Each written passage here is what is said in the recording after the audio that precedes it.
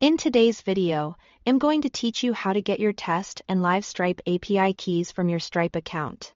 By the end, you'll know exactly where to find the right keys for development and for real payments and how to handle them safely. First, sign into your Stripe dashboard. Make sure you are logging into the correct account and workspace for the project you are working on. If your organization uses different environments or teams, double-check you are in the right place before moving on. Once you are in, look for the Developers section. Depending on your layout, you'll see Developers in the top navigation or in the left-hand menu. Click it to open the Developer Tools area that contains logs, webhooks, and, most importantly for today, your API details. Inside Developers, select API keys in the sidebar. This page lists the credentials your applications use to talk to Stripe. At the top right of the dashboard, you'll notice a test mode toggle. This switch controls whether you are viewing test credentials or live credentials. Turn test mode on to view your test keys for development and QA. Turn it off to view your live keys, which are used in production to process real payments. On this page, you'll see two main types of keys for whichever mode you've selected.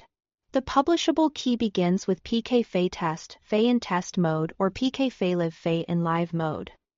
This key is safe to use in client-side code, like Stripe, JS or mobile SDKs because it can only create tokens and payment methods, not charge customers by itself.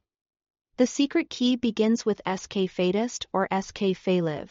Keep this one private and use it only on your server. Store it in environment variables or a secrets manager. Never in front-end code or public repositories. Before you copy a key, confirm you are in the correct mode and that the prefix matches what you expect. If you don't see keys, you may need additional permissions from your account administrator.